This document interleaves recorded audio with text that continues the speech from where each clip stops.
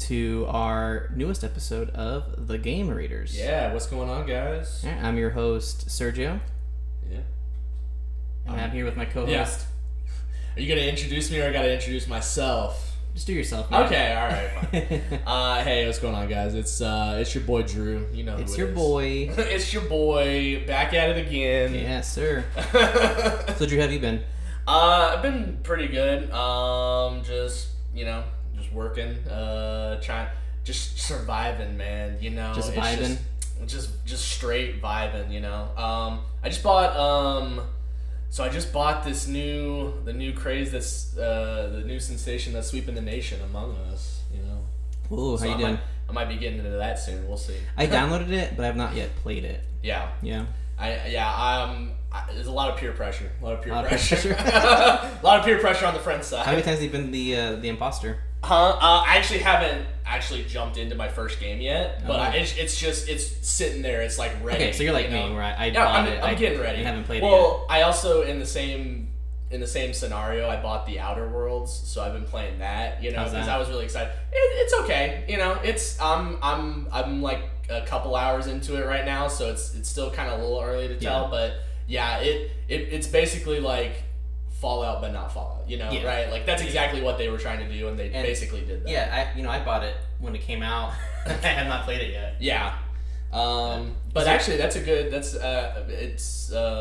interesting that we're talking about Outer Worlds though, because we're talking about another big RPG, like developer / we're talking about RPG one of the series. biggest like RPG developers in the Yeah. US. Yeah. What's their name? Good old Bethesda. Bethesda Game Studio. Yes, sir. Well, and more specifically, we're talking about.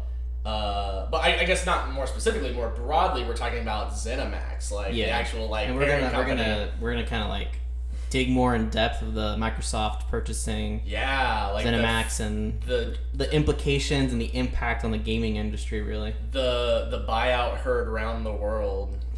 Yeah.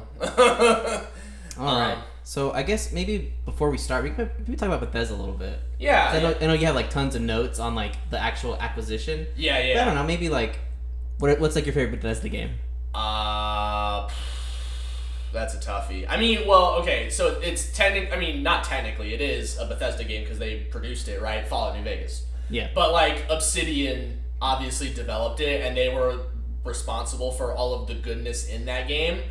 But Bethesda produced it. It's under their label technically. So, yeah, that's my favorite Bethesda game. If I had to, a close second would probably be Skyrim, just because I put so many fucking hours into that game. So you're just a RPG fool. Yeah. What do you like? RPG fool in how? I just mean like you like RPGs a lot. Oh yeah. Like not like you're foolish for like. Oh okay. I was like, what are you trying to say about my choices in RPGs? I love RPG. I think RPG is like my favorite video game genre, like overall, just because it's that sensation of you get to create your avatar essentially, like you create yourself in a space, and you basically get to go on all these crazy adventures and get all these amazing powers, and it's the freedom of I guess like it's kind of akin to like living like a second life essentially, like not like a more exciting life, I guess. So I do find it funny though, like okay, so they're similar, but also kind of different because one is definitely like sci-fi, guns, and the other one is fantasy and powers and stuff like that. So I mean, between the two, would you say that New Vegas is your favorite? Yes. Hands down? Yeah, hands down, it's my favorite. Yeah, like I don't really discriminate when it comes to like setting, like fantasy setting, post-apocalypse setting, like futuristic setting, like I love all settings.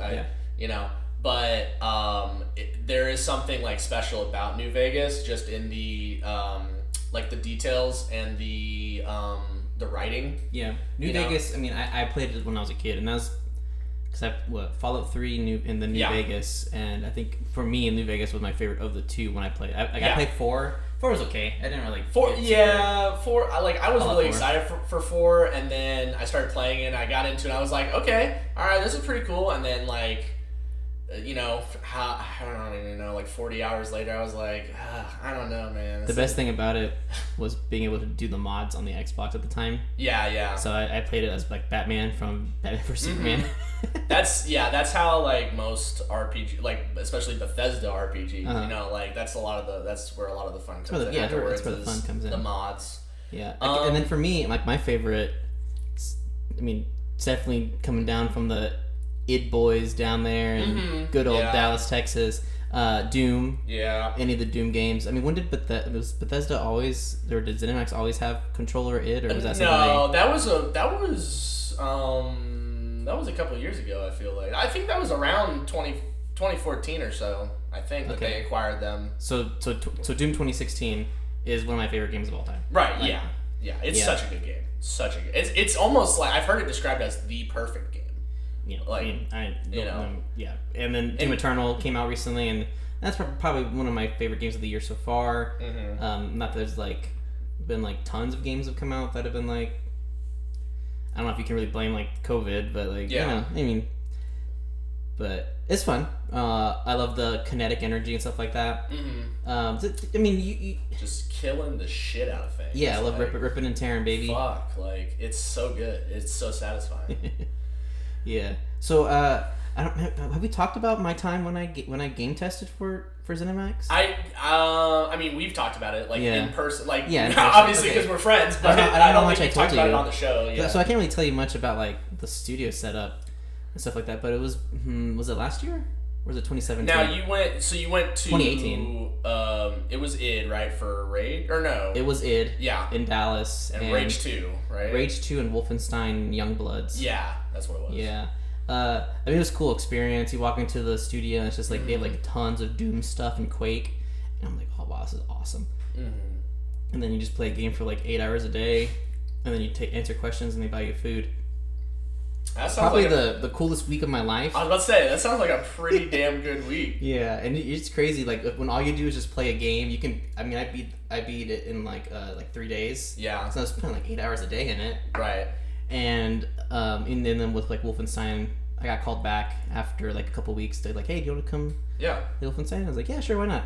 And that was awesome too. It was pretty cool. And the craziest thing, you got paid to do this. Yeah, I got paid. You got paid to just sit there. It's like $10 an hour. And play test a game. I mean, yeah, but $10 an hour to play test a game. You also get fed. I mean, that's pretty cool. Even if I didn't, I mean, they do offer like, for you people out there that wanted like, how do you get into game testing? Just Google it. I mean, they're always there's a studio near you. They're always going to do game testing, and some of them they may not pay you, but they do like Bethesda does or id did like, hey, come play our game for a week and we'll give you merch every day. Yeah. So you come and you can get like shirts, you can get like books and little figures, stuff like that. They would give it to you for game testing, not pay you. Did they give you like an actual demon to take No. Okay. So I did the one I got paid, so it was different. It was a little different. They offer like less extensive game playing, like because we were there like 8 hours a day, and then like every hour we had to answer questions, and then we had like group chats and we talked about it, and it was all recorded and stuff like that to really help the developers kind of fine tune the game. Right. Yeah. It's all in the service of making games better. Yeah, and then Rage 2 wasn't good. Yeah. I tried. I really did. I was like, hey guys, this game's just not good. And they're like, we know. What do you mean? We're working on Doom Eternal right now. You'll love that. You'll love that. And I was like, you're damn right I'll love that. You're good. Okay, so just recently, like maybe a month or two ago? Yeah, like a couple of months ago, basically, Microsoft announced that they were acquiring... It was in September, because it was the day before the pre-order for the Xbox Series X. Yes. So Microsoft announced that they would be purchasing Zenimax Media LLC, incorporated, whatever. And then they're paying a pretty hefty... They're paying $7.5 billion in cash. So, like... In a case, they're gonna deliver it to Zenimax and they're gonna say, here you go, $7.5 billion. They're gonna open it and it's just gonna all come tumbling out. I imagine it more like, so from what I've like understanding is that like Zenimax is the one that was kind of pushing for a lot of the like Fallout 76, and you need to do stuff Yeah. like this DLC and stuff They're like the that business for side. yeah. It's always So pushing I everything. imagine it like Phil Spencer walking up and handing Todd Howard a book, and he opens it up. There's a sock in it, Yeah. and he gets to put it on, and then he goes, "Todd Howard is a free elf." It's a.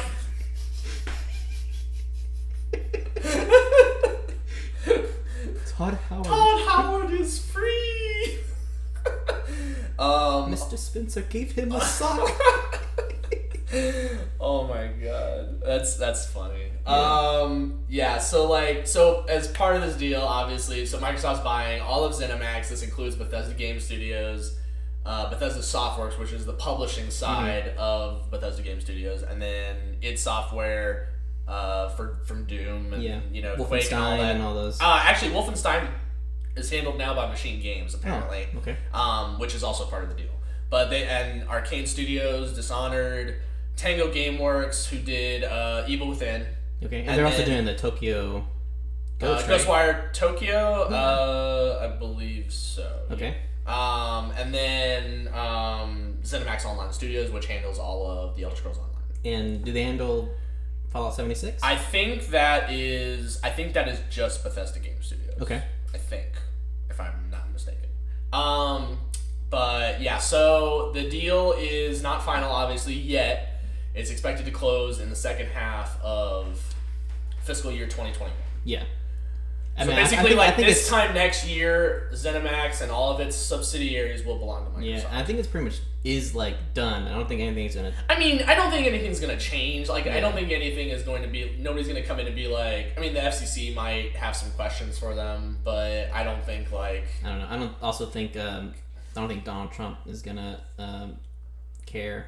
Well, a lot of people were like, because a lot of people accused Microsoft of monopolizing the same way that Disney did when they bought Fox, and so a lot of people were like, well, they should go before they'll have to go before a board or something like that. I don't think anything's really gonna happen. I think it'd be different if it's more similar to that, is if Microsoft bought Sony. Yeah, I think that's exactly. Or Nintendo, but they bought But they're buying a gaming studio. They don't make a console. Yeah. They don't. Yeah, exactly. Yeah. So it's more than likely I'm 99.99% confident that this deal is going to close. And then Todd Howard's are doing interviews with Phil Spencer. They're talking about how excited they are to come and work in the Microsoft. Right. I don't know, play area. They're excited to be part of that ecosystem, really. Yeah, exactly. And I mean, because a lot of the original games were Microsoft exclusives. Yeah. Like Morrowind. Morrowind got a big presence on the original Xbox, and then same thing with Oblivion on the 360. Yeah. So yeah, it's definitely this has kind of been, I won't say a long time coming, but it's kind of been they've had a very close knit relationship. For a while. So they're already close friends before. Yeah. It was it's almost like destiny. Yeah. Kind of, but so with this acquisition, because a couple weeks ago we talked about Microsoft and all these new game studios they've been buying up. Yeah. Well, now this is increasing that even more. They're jumping from 15 now to 23 game development studios, all under the Xbox brand. That's awesome. I like it. So because it was what I was telling the last podcast, for the longest time, I think up until 2015, 16, they only had 5 studios. Yeah, exactly. And then Phil Spencer was put in charge, and then he's like, "Come, time to make it about gaming." Yeah. I don't know if you remember. We might talk about this on future episodes and stuff like that. But one of the biggest push for the Xbox One was not gaming; it was entertainment. So hey, you plug in your cable to the Xbox. It's all on the Xbox. Yeah. Netflix. It was more about the all-in-one thing. That's Twitch. why they called it the Xbox One. Yeah, and they didn't care about the actual really. gaming. Yeah. And that was their biggest mistake. And then when Phil Spencer was put in charge, he was like, "We're a gaming company. We're a gaming studio. We only have 5 studios, and our 3 biggest games are Halo, Gears of War, and Forza. Right. And they come on every single console generation. So it's time to kick it up he went and bought whatever 15, got to 15, and then this big acquisition to get 7 studios underneath them now. So. Well, it's not only, but see, the thing is, if this was just another studio, but it's not just another like group of studios, like the amount of like IPs that they have at their disposal now with this, like they have Elder Scrolls, they have Fallout, they have Doom, Dishonored, Wolfenstein, Quake, Rage, Prey, all of these like, and the new IPs should be coming out too. And the new and all of these new IPs. Was Starfield or? Starfield. Yeah. That's still in development right now. That like the amount of like they have a huge amount of talent now that they're acquiring, but also a huge amount of branding that they're going to be able to use. To probably maybe we'll finally get a good Doom movie. Maybe. Oh my god. Did you watch Doom Annihilation? I did not watch it. Terrible. No. Well, I skimmed through it because I wanted to see if it had any like relation to the new games, or if I would go for it. Or if it had any sort of like, Doom Guy doesn't even. There's no Doom Guy. There's like there is like a UAC military, like, I don't know what her rank is, but I think she's a Marine basically, and she goes to hell. So there's that. Yeah, she does go to hell, but there wasn't any like. I was expecting to like. I was skimming forward because I was waiting to get to like the parts where she like just goes ape shit on everything. It never happened. She comes back through a portal, and she's like, you guys need to shut this thing down now, and then the portal opens back up, and the screen cuts to black, and it's assumed that the demons just killed everybody. And I'm like, I'm glad I didn't waste an hour and a half on this bullshit. Like, God. Yeah, I watched the whole thing. It was so cheaply made. Yeah. I was like, oh man, come on, you can have like... And it was made in 2019. That was the thing that surprised me. I was like, this was made in 2019, and you guys let this happen? Yeah. But anyway, so anyway, back to what exactly Zenimax is bringing to the table here. Just to get a little number crunchy, Skyrim at this point has sold over 30 million copies across all platforms. Fallout 4 sold at least 13.51 million copies at last count. The Elder Scrolls Online has been flourishing, and they've been continuously releasing new updates and increasing the player base. So what about like 76? Does that have is that pretty much dead? We don't talk about 76. Actually, so they just revealed a new trailer for the next expansion that's going to bring the Brotherhood of Steel into Fallout 76, but the community as a whole, I think, is feeling a lot of fatigue and I don't think nobody's really excited to play. Yeah. 76. Yeah, I never read it. I never played it. Unlike someone at this table. I don't know. How many hours did you put into it with everybody? I don't even know, man. Like 20 maybe. I jumped back in when they released some of the updates and stuff like that, but it's just still a slog, man. I don't know. It's just I haven't played Wastelanders. Yeah.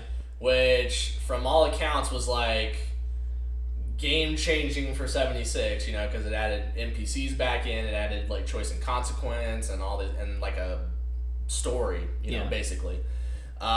Maybe are they No Man's Skying it? Are they making it better and better? Maybe, maybe like in 4 years, Fallout 76 is like game of the year. But yeah, right now I think people are just not excited to play it. I'm not excited to play it. I will probably never go back and play it unless something like drastic. Have you gone back and played No Man's Sky? Yeah, I've jumped back into No Man's Sky. Never say never, Drew. It's well, I guess that's true. But I wanted to. Because I think No Man's Sky, they actually like proved that they put in the work, they put in the effort, they made it up to the community, I feel like. And I think everything all of the stuff that it's been all free updates, right? It's been all free updates, but it's so like the updates, like they put a battle royale in Fallout. I'm upset. I am upset about a battle royale being in a Fallout game. Like, come on. I get you. It's not just that I don't like battle royales. It's just that is not the series that needs a battle royale. that's not it. I don't know. But anyway, yeah. Fallout 76 aside, I'm hopeful. I'm still hopeful for maybe they can right the ship on 76. And I'm still and now that again getting back to the whole topic about Microsoft acquiring Zenimax, I'm hopeful now with Microsoft's leadership that they're going to, and Phil Spencer, especially being games, he's going to put more of an emphasis on that instead of silly microtransactions. I also hear Sea of Thieves is super doing really well right now. Yeah. It looks like fun. I still never got into it, but I need to. I mean, I've never got into it just because. I guess it's on PC, isn't it? I don't know if it is. It might be. It might be on Game Pass on PC. I don't know. It could be. Maybe we should. But yeah. So I was doing some research on what caused Zenimax to sell. Yeah. And it is because besides Doom Eternal, basically their games in the past 3 or 4 years have all been flops. It started with 76. It was before 76. It started with Evil Within 2. Evil Within 2, yeah. That didn't sell well. Dishonored 2 didn't sell well. Yeah. Fallout 76 did terribly and got terrible reviews. Rage 2 didn't sell well. The Wolfensteins didn't sell well. Elder Scrolls Blades on the mobile devices that wasn't well received. Why? And then Doom Eternal was their only big hit, and that was the I think it sold 3 times as much as any other Bethesda game. Yeah. That year or something crazy. Yeah.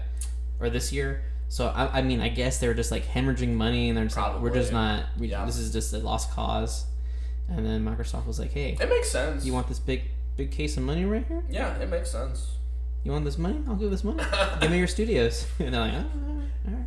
I'm happy. I'm actually happy because for a while there, it was getting to the point where I had absolutely no faith in buying any product from ZeniMax.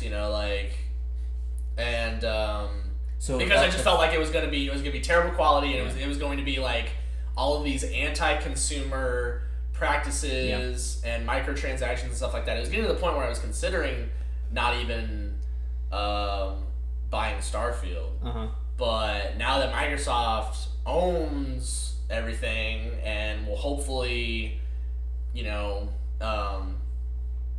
put the cart back on the track and get it course corrected, I'm very hopeful. Yeah. Now.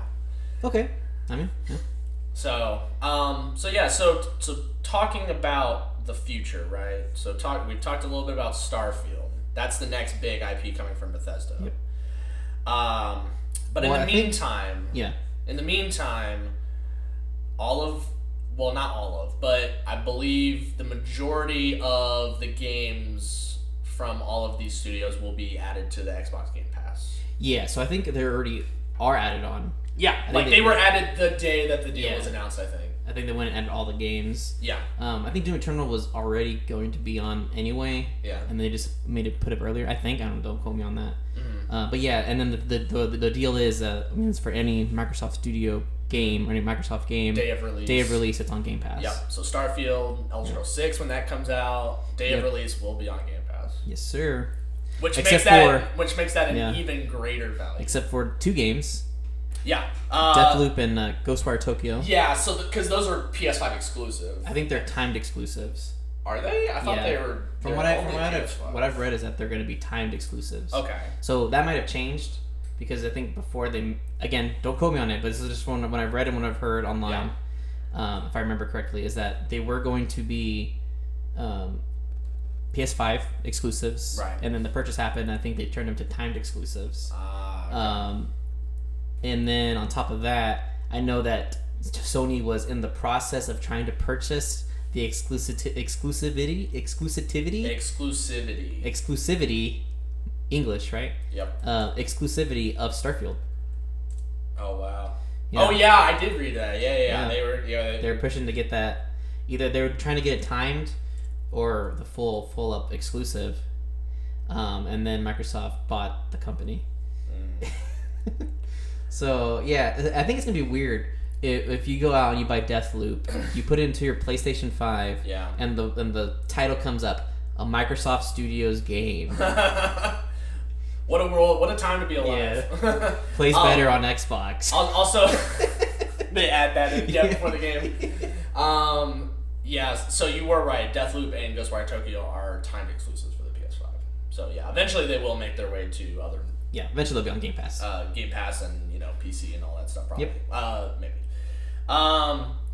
So we like most of those games are gonna be on Game Pass. Eventually, but what's less clear about is whether or not the games will actually be Xbox Series X or /PC exclusives. Mm-hmm. Because and that was the big question right after everybody was like,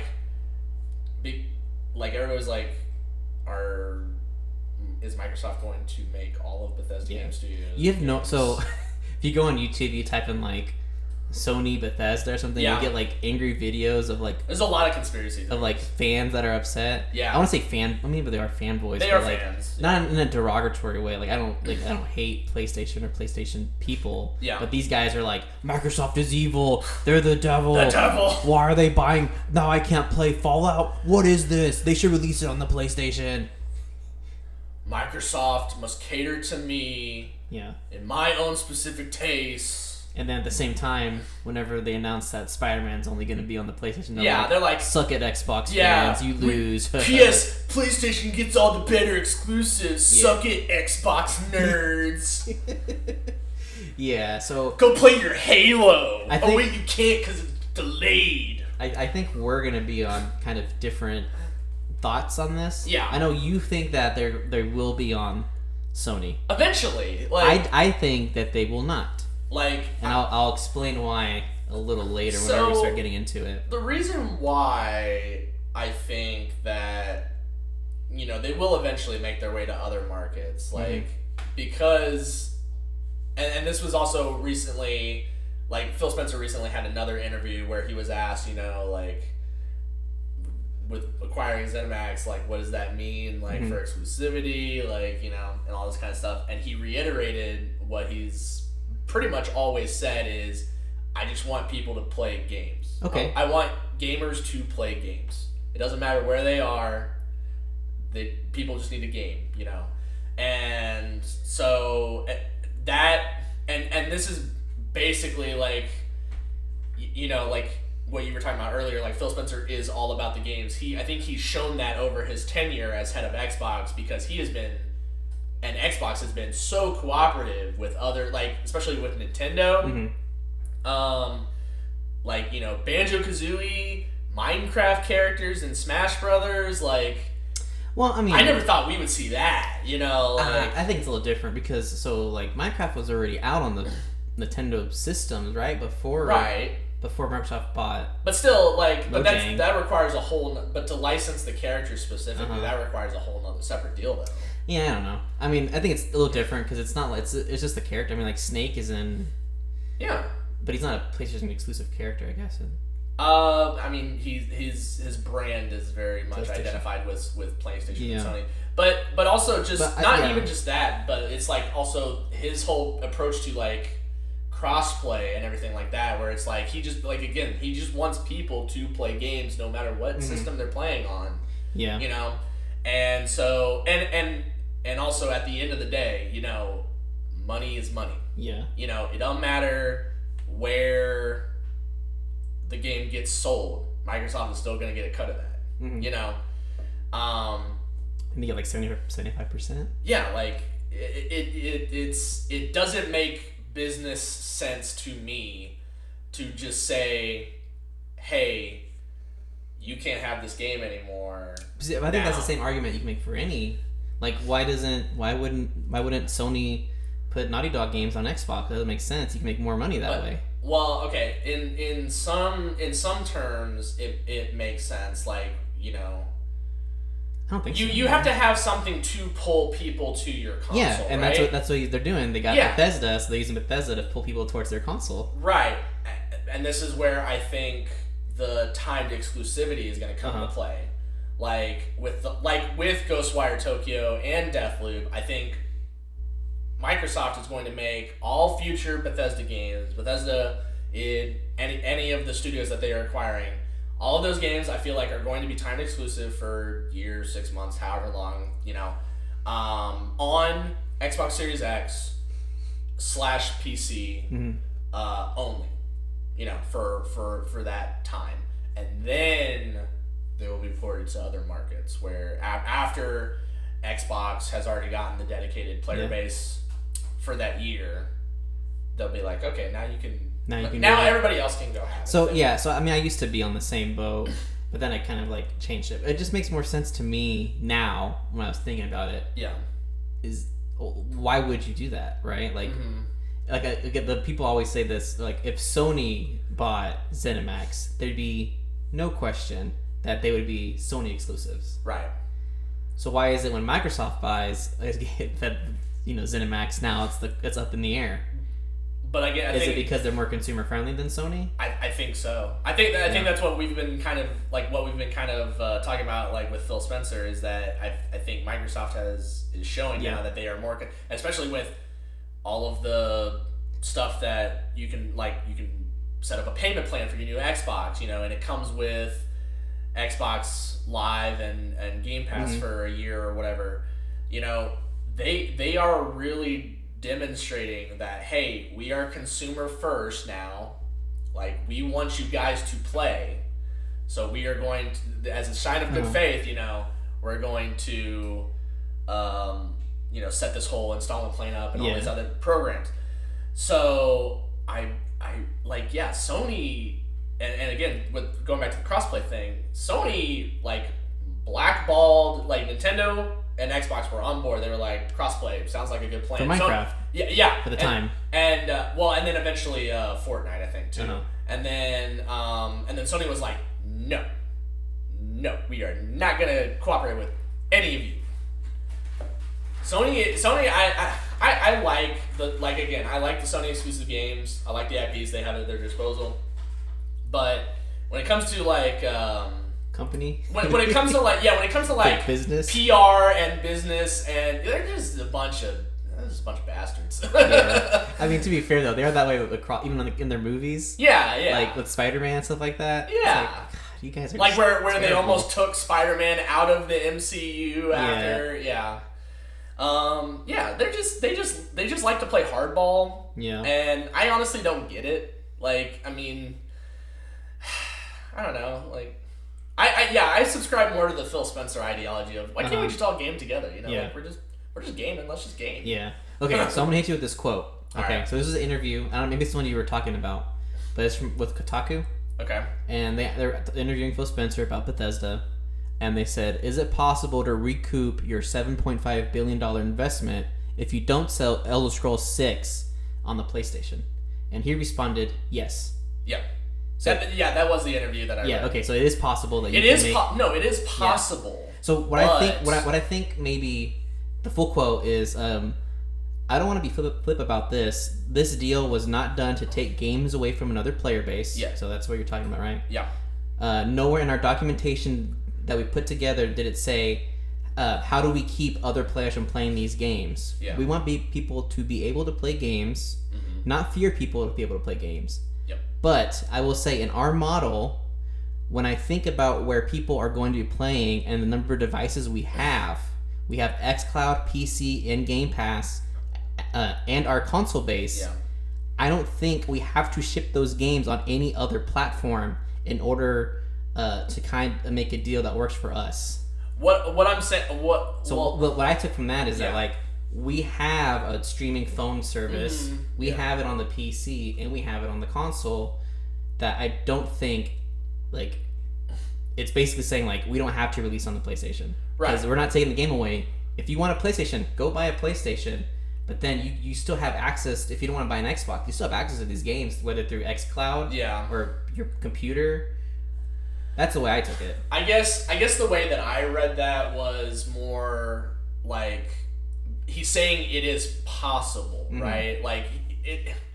It almost. I don't think he wants to say anything yet, because I think now he wants we're letting him turn. It's early. Yeah, it's early. He doesn't want to be like, oh, by the way, it's only going to be exclusively on the Microsoft. Because that would destroy all of the PR that they've build. Well, again, I don't think a lot of their PR is necessarily like, because I mean they're not releasing Halo on a PlayStation, Right, obviously. so I don't think their PR is necessarily like. But Halo is synonymous with the Xbox. Elder Scrolls has Not always been. Not we always talked about been. this earlier. Not always been, but Morrowind and Oblivion.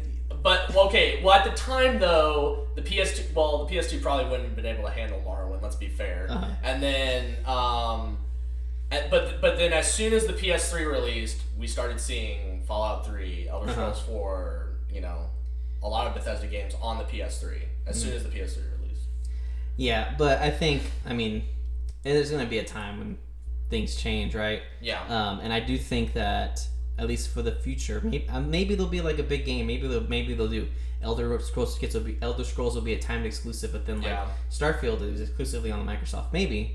But the way I see it is that they're not taking the games away. Especially like it doesn't affect you at all because you have a game. Exactly. Like you'll have your PlayStation 5 and you'll have your PC and you'll be able to play Bethesda games on it. Yep. No big deal. But it's just more so like the people that like have to decide. Okay, do I want to get an Xbox or am I a huge Bethesda fan? Like I love Fallout, I love Doom, I love Rage and Quake. That's enough to sway me to get an Xbox versus getting a PlayStation. Right. Like I know where to spend my $500. Right. Or even you go out and you buy the Series S, you get the $300 version, and you get your PlayStation, and then you only Yeah. So I think it's just a matter of I don't think they're going to be on the PlayStation. I think that they are building a way where you don't have to get a gaming console, or you don't have to get a super expensive console to buy within the ecosystem. Yeah.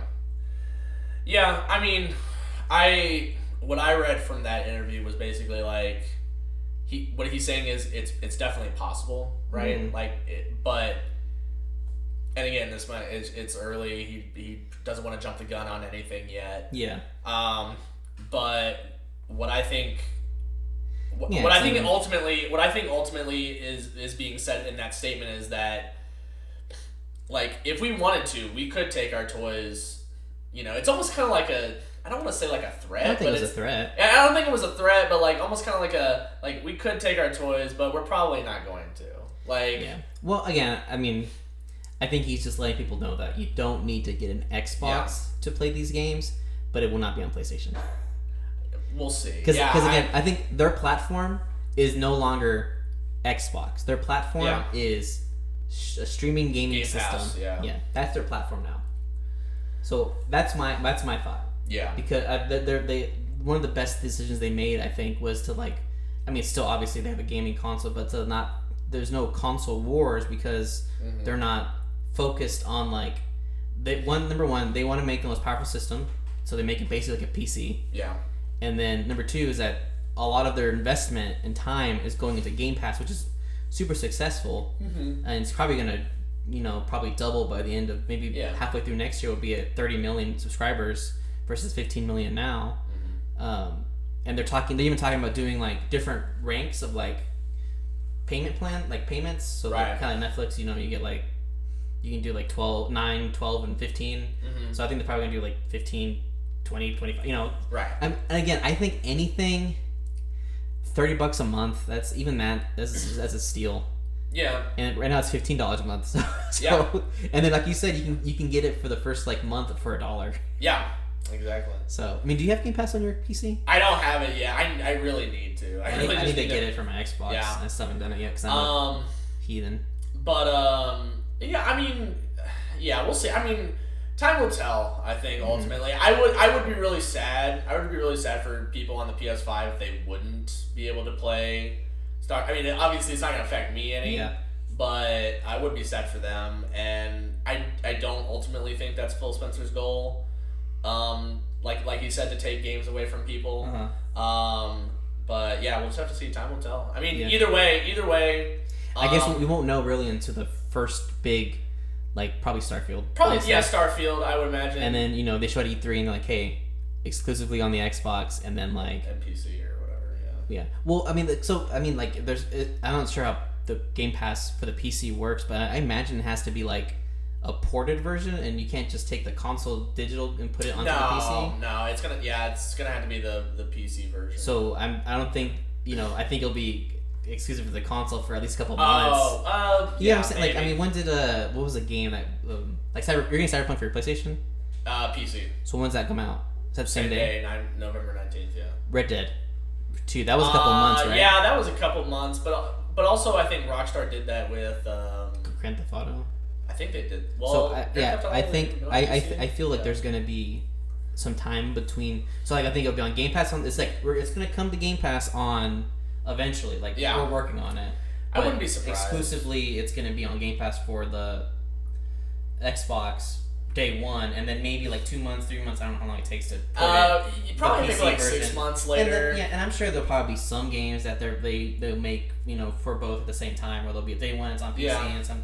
But I think the easiest thing to do would you make it for the Xbox first, and then you make it for the that's usually what companies do if they're gonna have like a PC. Like Destiny 2 was the same way. Like Destiny 2 released early on consoles, and then like 6 months later it came out on Battle.net for PC. So, but how patient are you? Huh? How patient are you?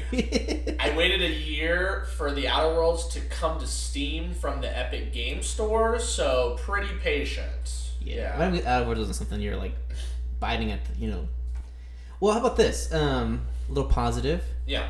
Obsidian is under Xbox. Yes. Bethesda I've already been, dude, bro, trust me, I've already been like, Phil Spencer just needs to sit Todd Howard and Mr. Obsidian. I was gonna say Chris Avellone, but I think he's got some stuff going on right now. I think some people accused him of like sexual harassment or something. Classic. But yeah, I just want to make sure I don't want to besmirch his good name if that's not true. But Adam. Actually, I think some people did, but yeah. Anyway, neither here nor there. I'm excited for the potential for a Fallout New Vegas 2, or just like another Fallout to be handled by Obsidian. Yeah. I know. And actually given the proper amount of time instead of a year and a half. Yeah. That's why, I love Fallout New Vegas, but it's just such a buggy mess. It's so hard to play just because, and it's a damn shame. What was that meme you said where it's like a crying kid, and it's like when Xbox makes you finish your games before you do something. It's like Bethesda crying. Todd Howard crying because Microsoft is making him finish his games before releasing them. There's one more thing I wanted to bring up. Well, it was another. Oh man, this is terrible. I forgot. Oh, RPGs. Mm-hmm. So they own Obsidian. Bring it back full circle. They own Obsidian. Mm-hmm. We got Avowed coming out. Yep. Playground's making Fable. Mm-hmm. And then Elder Scrolls and the Fallout series. And, that's like. Which is good to me because I've never considered like Xbox like an RPG haven. You know what I mean?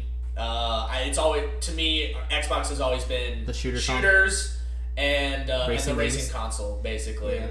And now I feel like with Avowed and with the potential for Bethesda Game Studios to be exclusives, I feel like they are going to be an RPG haven console now. So, yeah. I am very hopeful about this entire situation. Yeah. I'm excited. I'm actually more excited before they bought it now than they bought it. I'm like it's almost like it's like in the Two Towers when at the Battle of Helm's Deep everybody's like all hope is lost. Well, we're gonna just ride out and meet our deaths head on, and then atop the hill you see Gandalf the White charging down with the that's Gandalf is Microsoft coming down to bring me out of the pit of despair. I get you. So yeah. Okay, cool. I think that's pretty much a whole episode. Yeah. Wrap it up. We're about 45 minutes in. That's pretty good. Yeah. So I guess so we're on Apple Podcast. Yeah. So make sure if you guys would rate, subscribe. Yeah. I'm working on getting us on Stitcher. Yeah. So then if you have, a lot of people out here don't have. YouTube's always a choice. I'm also thinking of different little outlets. YouTube. just wherever you can find us, please Yeah. search for us, subscribe, rate 5 stars, or I'm not your mom. You can do 4 Like stars. and subscribe. Yeah, whatever. Play you want. Raid Shadow Legends, baby. We're not sponsored yet, Drew. You gotta calm down. Oh calm down, damn. calm down. Phil Spencer, you want to sponsor us? Yeah. Phil Spencer, if you want to come on for an interview. You can't see it right now, but Sergio's actually wearing like a shirt that says "I love you, I heart you, Phil Spencer," and in his hat it says like Spencer's #1 fan. Spencer is my daddy. Spencer. Oh God. All right, guys. We'll see you next time. All right. Peace.